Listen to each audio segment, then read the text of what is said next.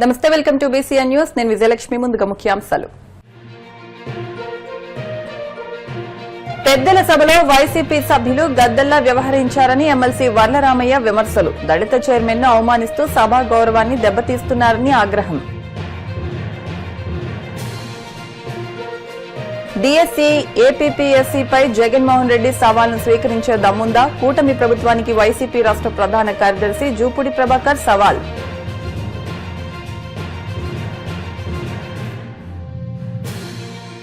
రాష్ట్రంలో మద్యం మత్తులో హత్యలు, ప్రమాదాలు పెరుగుతున్నా కూటమి ప్రభుత్వం పట్టించుకోవడం లేదు. వైసీపీ రాష్ట్ర అధికార ప్రతినిధి కారుమూరు వెంకటరెడ్డి ధ్వజం.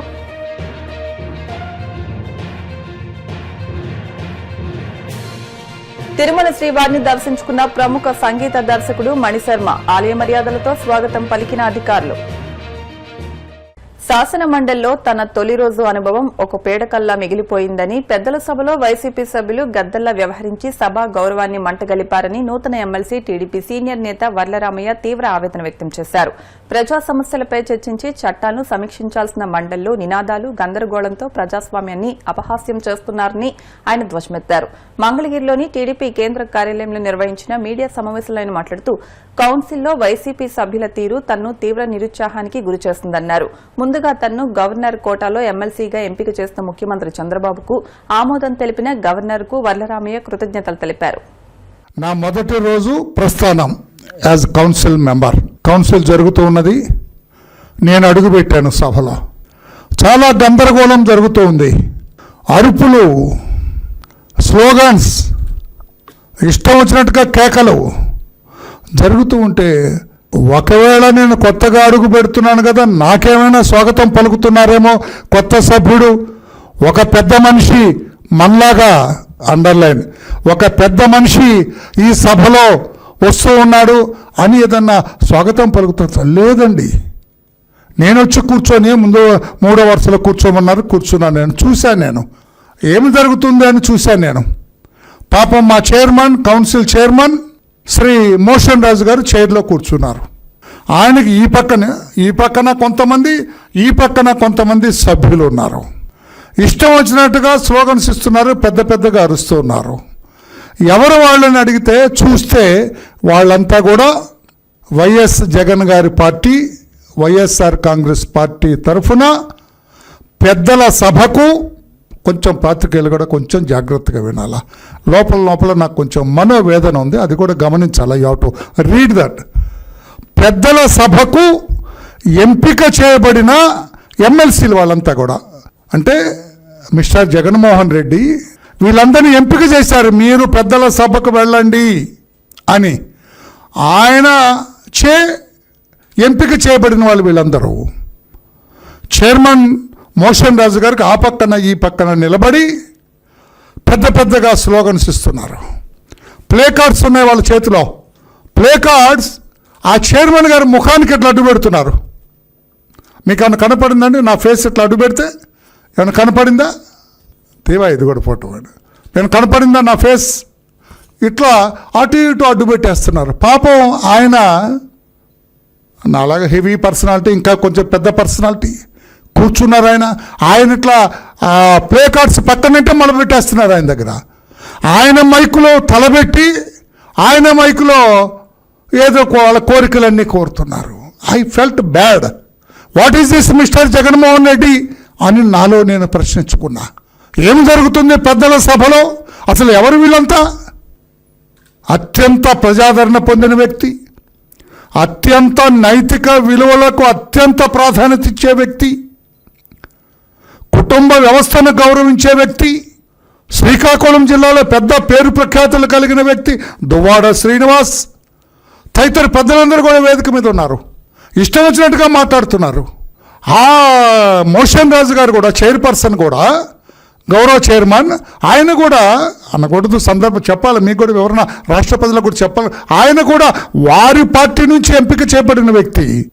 వారికి జనాభా ఎక్కువ నంబర్ ఉంది కాబట్టి ఆయన చైర్పర్సన్ చేశారు. ఆ గౌరవం కూడా లేకుండా ఆయన ఒక దళిత వర్గానికి చెందిన వ్యక్తి. పాపం మనిషి ఆయాసపడుతున్నాడండి. పెద్ద పర్సనాలిటీ ఆయన ఆయాసపడుతున్నాడు. ఆయన ఏం పేపర్ తీసుకొని ఆ బిల్స్ చదవలేకపోతున్నారు. ఆయన అంత ఇబ్బంది పెడుతుంటే మీరు పెద్దల సభకు వచ్చిన పెద్దలా అని నేను అడుగుతున్నా. పెద్దల సభలో పార్టిసిపేట్ చేసే అర్హత మీకుందా? ఇది పెద్దల సభ జగన్మోహన్ రెడ్డి గారు, మీరు ఇష్టం వచ్చినట్టు పంపడానికి లేదు.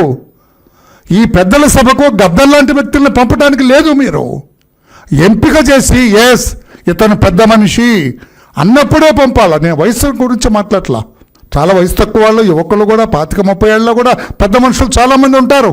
ఎప్పుడు పెద్ద మనిషి అనిపించుకుంటాడు. అతని నడక, అతని వ్యవహార శైలి, నడత, మాట తీరు, వ్యవహరించే విధానం, చైర్ని గౌరవించే విధానం, ఇవన్నీ కూడా పెద్దరికం తీసుకొస్తాయి. నేను వయసును బట్టి పెద్దరికం అని కూడా చెప్పటం లేదు. But what is this?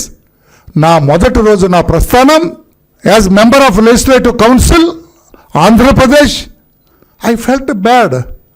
ఏమిట్రా ఇది? ఈ సభక గౌరవ సీఎం గారు నన్ను పంపించింది ఈ జనంలోనా? డిఎస్సీతో పాటుగా ఏపీపీఎస్సీపై వైసీపీ అధినేత జగన్మోహన్ రెడ్డి కూటమి ప్రభుత్వానికి విసిరిన సవాలుకు సమాధానం చెప్పే ధైర్యం ముఖ్యమంత్రి చంద్రబాబుకి, విద్యాశాఖ మంత్రి నారా లోకేష్ కు ఉందా అని పార్టీ రాష్ట ప్రధాన కార్యదర్శి జూపూడి ప్రభాకర్ సవాల్ విసిరారు. ఏపీపీఎస్సీపై ప్రభుత్వం చేసిన ఆరోపణలపై సీబీఐ విచారణకు సిద్దమని జగన్ స్పష్టంగా సవాల్ విసిరారని ఆయన గుర్తు చేశారు. ఆ సవాల్ను స్వీకరించి విచారణకు ఆదేశించే ధైర్యం ప్రభుత్వానికి ఉందా అని నిలదీశారు. అలాగే డిఎస్సీ జరిగిన అక్రమాలు, అవకతవకలపై నిజానిజాలు నిగ్గు తేల్చేందుకు సీబీఐ సంస్థతో విచారణ జరిపించాలని, బాధ్యులపై కఠిన చర్యలు తీసుకునేందుకు సీబీఐ విచారణ జరిపించే దమ్ము, ధైర్యం చంద్రబాబు, లోకేష్ కు ఉందా అని ప్రశ్నించారు. పరిపాలనలో ఉన్నటువంటి కూటమికి నాయకత్వం వహిస్తున్నటువంటి చంద్రబాబు నాయుడు గారు అనుభవం ఎటుపోయిందో, ఆలోచన ఏమైందో, ఈరోజు ఆంధ్రప్రదేశ్ రాష్ట్ర ప్రజలందరూ కూడా జీవితం అంటే జయాపజయాలు మాత్రమే కాదు, అనేక అనుభవాల సమ్మేళనం. ఈ అనుభవాలని రాజకీయాల్లో ఉన్నటువంటి నాయకులు పరిపాలననే ఒక అవకాశం వచ్చినప్పుడు ఆ అవకాశాన్ని ప్రజల కోసం ఒకరు, తన కోసం ఒకరు. ఈరోజు రాష్ట్ర ప్రజలు 5 కోట్ల మంది, అంతెందుకు తెలంగాణలో కూడా తెలుగు ప్రజలందరూ కూడా దాదాపు 10 కోట్ల మంది ఆంధ్రప్రదేశ్లో ఉన్నటువంటి 2 నాయకుల గురించి మాట్లాడుకుంటూ ఉన్నారు. ఈరోజు ఈ రాష్ట్ర ప్రజల ముందు పరిపాలన అనుభవం 5 సంవత్సరాలే కావచ్చు, చిన్నవాడే కావచ్చు, కానీ నూతన వ్యవస్థలు నిర్మించటం, ఉన్న వ్యవస్థల్ని గౌరవంగా కాపాడటం. ఇంకొక వ్యక్తి 4వసారి ముఖ్యమంత్రి కావచ్చు, వ్యవస్థల్ని ధ్వంసం చేయటం, నూతన వ్యవస్థల్ని నిర్మించలేకపోగా తను చెప్పిందే వేదమన్నట్టుగా నమ్మండి లేకపోతే మీ అంతు చూస్తాననే అది ఒక చేతగాని అనుభవం. ఈ 2 వ్యక్తుల గురించి రాష్ట్రం మాట్లాడుకుంటున్న నేపథ్యంలో నిన్న జగన్మోహన్ రెడ్డి గారు పెట్టినటువంటి ఒక press meet, he threw a challenge to the Chandrababu Naidu, కూటమి నాయకులకి, చంద్రబాబు నాయుడుకి. ఎస్, నా పరిపాలనలో ఏపీపీఎస్ అనే ఒక ఎగ్జామినేషన్ జరిగింది.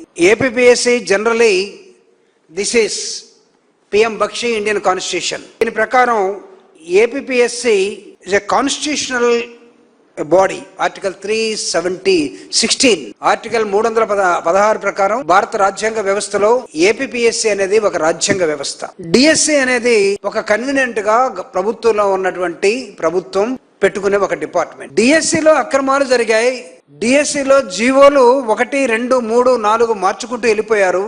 డిఎస్సీలో సెలెక్ట్ అయిన వాడికి సర్టిఫికెట్స్ వెరిఫికేషన్ చేసిన వాడికి ఉద్యోగం ఇవ్వాలి, కానీ వాడిని పక్కకు తోసేశారు. అవకతవకలన్నీ జరగటానికి కారకులు ఎవరు, దాని మీద ఒక ఎంక్వైరీ అని అడిగాం. అరే దానికి ఎన్ని సవాళ్లు ఇసిరారో. పోనీ మేము అనుకున్నాం, మేము ఎలాగో అసెంబ్లీకి పోవట్లేదు, అసెంబ్లీలో దీన్ని ఏమన్నా చర్చిస్తారేమో అని అనుకుంటే, అసెంబ్లీ జరిగే 4 రోజుల ముందు ఫెయిలర్స్ ఏంటంటే అసెంబ్లీలో దాని సంగతి తెలుస్తామన్నారు. పోనీ కౌన్సిల్లో మేము ఉన్నాం కదా, అక్కడ కూడా వస్తుంది అనుకున్నాం. ప్రతిపక్ష పార్టీ లేని చోట దాని గురించి రకరకాలుగా మాట్లాడి, ప్రతిపక్ష పార్టీ ఉన్న చోట పారిపోయినటువంటి విధానం. అందుకే జగన్మోహన్ రెడ్డి గారు, మీరు నిజమైనటువంటి ప్రజాస్వామిక వాదులైతే మేము అడుగుతున్న డిఎస్సీ మీద సమాధానం చెప్పకపోగా దానికి రకరకాలుగా మీరు మైసూసి మారేడుకాయ చేస్తున్న విధానం ఈ రాష్ట్ర ప్రజల్లో తీవ్రమైన చర్చకు దారితీస్తూ ఉంది. ఆ ప్రజల ఆందోళనని ఆన్సర్ చేయాల్సిన బాధ్యత మీ మీద లేకపోతే మా మీద ఉంది. అడుగుతున్నాం, డిఎస్సీ మీద ఒక ఎంక్వైరీ ఇవ్వమని, డిఎస్సీ మీద నిజాలు తేల్చమని. డిఎస్సీ పేపర్ లీక్ అయిందా? డిఎస్సీలో ప్రశ్నలు మాత్రమే లీక్ చేశారా? అది అవనిగడ్డ లేకపోతే మీ ఎమ్మెల్యేలా? ఎవడు దీనికి బాధ్యత వహించాలి? ఒకతను అంటాడు లోకేష్ అట, మీ ఇంటికి నేను వస్తాను తెలుసుకుందాం అంటాడు. ఇదే సినిమా డైలాగా? ఇంటికి వస్తే తెలుసుకునేది ఏంటి? అందుకే జగన్మోహన్ రెడ్డి గారు నిన్న ఒక మాట అడిగాడు. నా ప్రభుత్వ వ్యయంలో జరిగినటువంటి ఏపీపీఎస్ ది కాన్స్టిట్యూషనల్ బాడీ ఏర్పాటు చేసినటువంటి ఎగ్జామినేషన్ మీద డిఎస్కి సమాధానం చెప్పలేక ఎప్పుడో 5 సంవత్సరాల క్రితం జరిగిన ఎగ్జామినేషన్ లో అవకతవకలు జరిగాయి అని మీరు చెప్తున్న నేపథ్యంలో come on I'm throwing a challenge, దీని మీద సిబిఐ ఎంక్వైరీ అని అడిగాడు. సమాధానం ఉందా?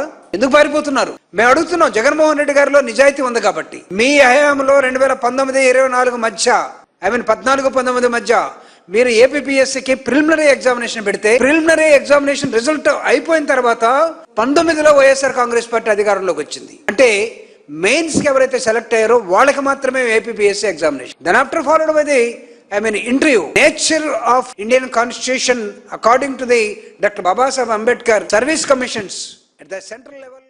ఇప్పుడు కాసేపు ప్రకటనలు.